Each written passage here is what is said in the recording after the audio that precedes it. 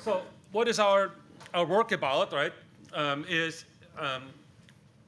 about what we want to talk about relative to changes in bone and related to osteoporosis, and show you a few new exciting and interesting technologies that come about with this.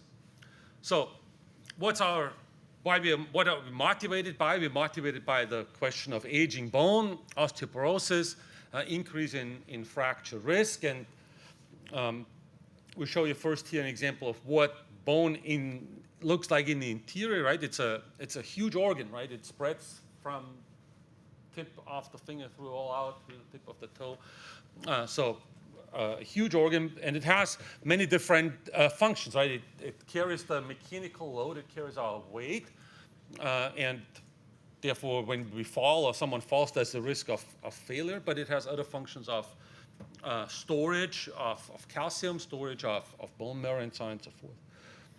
We have a hard shell right on the outside and the spongy bone in the interior, and there's the issue of the degradation of the spongy bone, as we show that here, that in the simplest case, we show that the sponge becomes thinner and thinner.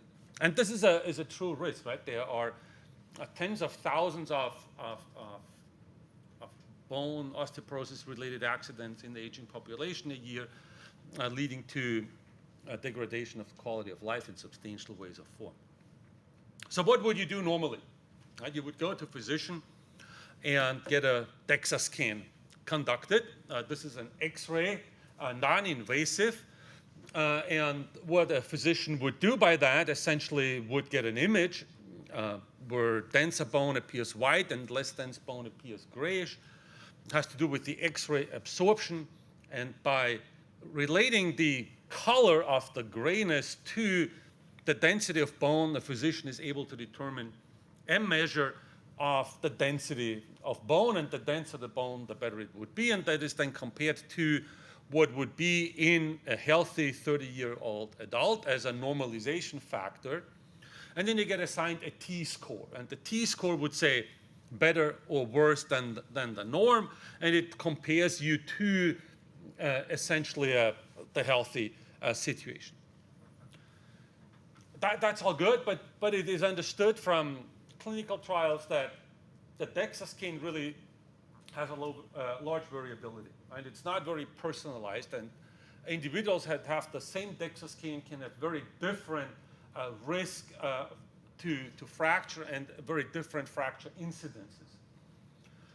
And so we want to think about in terms of personalization of diagnosis, and so what can we do to advance this? So no two individuals are the same. If you have the same T-score, the risk still varies greatly. And so what we want to understand is, if you have more bone, for example, is it only more bone or is it also better bone? That is important. And that is where I come in as a mechanical engineer, right?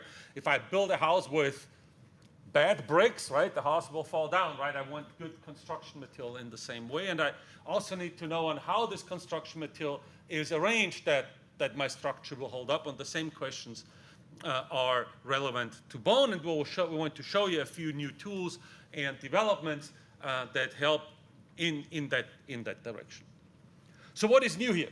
We have powerful measurement systems.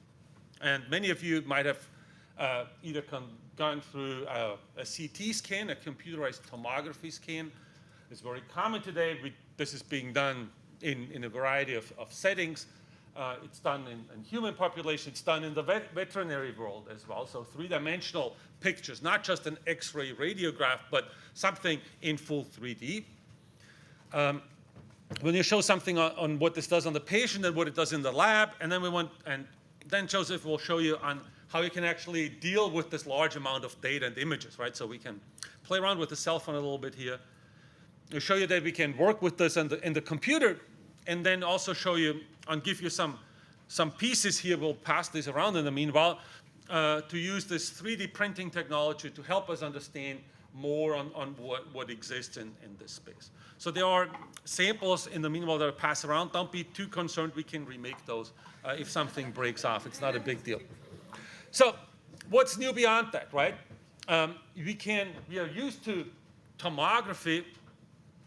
We get a three-dimensional image of a large scale of our body, but this can be also done on a very small scale. So there were very powerful three-dimensional X-ray images. I don't have an exact picture of a device here, but one can buy those, where one essentially passes a peripheral limb, in that case as shown here, through this X-ray machine, and then many X-ray pictures are taken, and then the X-ray pictures are assembled together in a computer code to create this three-dimensional image of the spongy bone in the interior in an in vivo situation. So here we can not only look at gray being denser or less dense, but we can actually see what this looks inside in a lot of detail.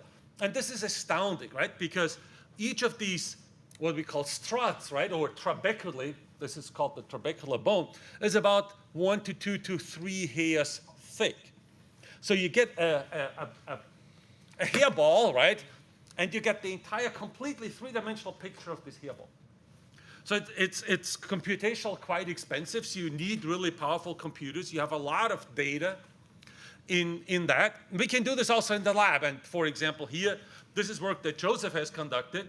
And maybe you can briefly describe what this is. All right, so what you see here in the orange diagram is actually a X-ray microscope image of that spongy bone. And so you can see we're getting great detail on that, even the tiny trabecula, those tiny little struts that are only a hair thick. And on the other picture there, you see that we have actually made a computer model where we can see not only the structure of the bone there, but where it might be damaged or where there might be micro cracks inside of it. So we have, this is in the lab. We cannot do that yet in vivo, that we can actually highlight where defects are in the systems. And that is important for preclinical work in this sense. So here, if we can start this video in the meanwhile, here is an example of this powerful X-ray microscope that sits here on campus in the physics department.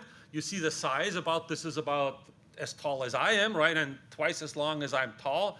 And here's a tiny piece of bone. Do you remember what size of this piece of bone was? This is about the tip of a pencil is the size of this thing that we're looking at right now. And you can see we're actually not just seeing the outside, but the inside layers. Every little microscopic part of this piece of bone is visible using this the X-ray microscope. So you see these channels there. These are the vascular channels in the bone where both blood and also the cellular mechanisms that tell us about bone remodeling are located. So very powerful method, sits here on campus in the physics department as a user facility. Can we move to the next slide? I think you have to hit it again. Oh, okay. So this is not useful, right? If I have this on the computer and you can't do anything with it. And so, but cell phone to the rescue, right? So we have found ways to reduce this huge amount of data, right? We're talking about here multiple gigabytes of data per one single scan, so really large amount of data.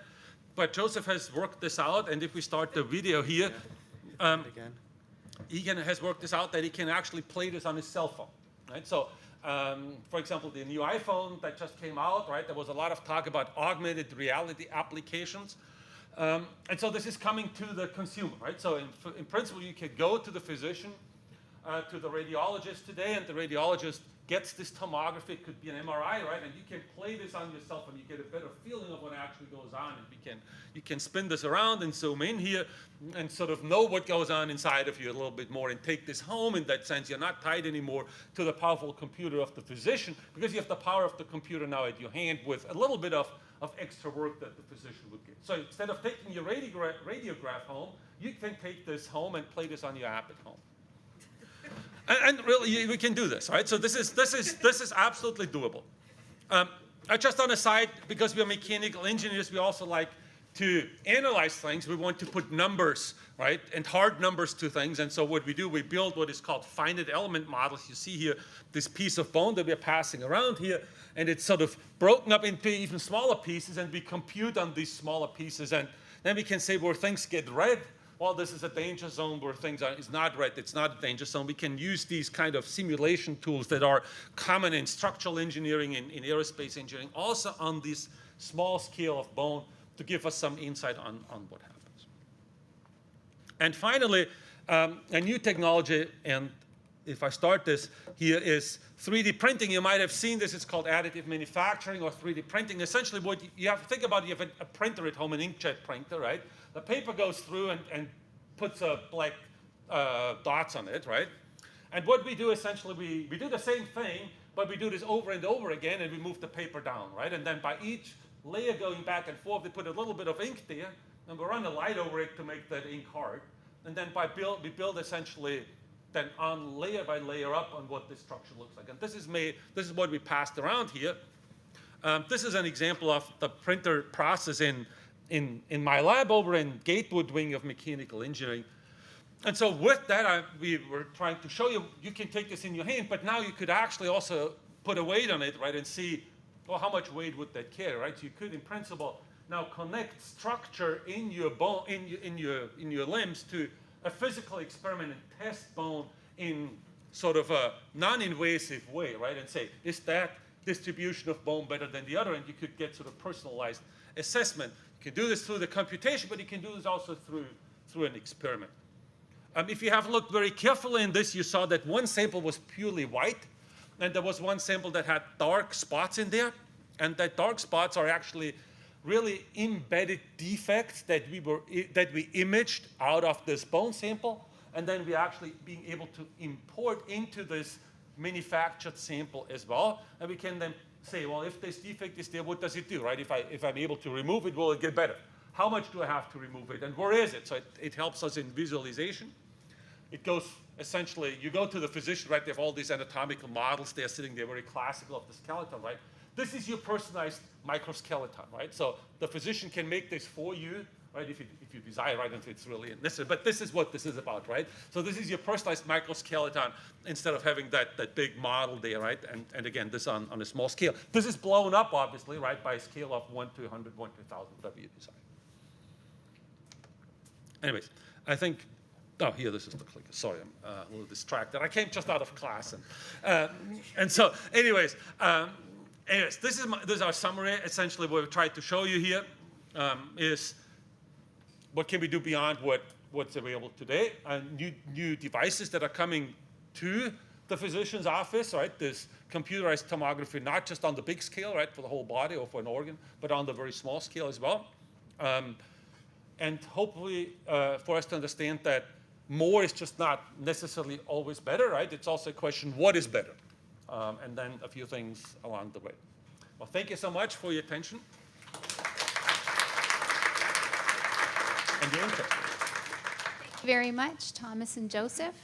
And do we have time for one question? Not really. Okay. Okay, well, I exceeded my welcome. Okay. Thank you so much. All right. Well, I'll be around afterwards.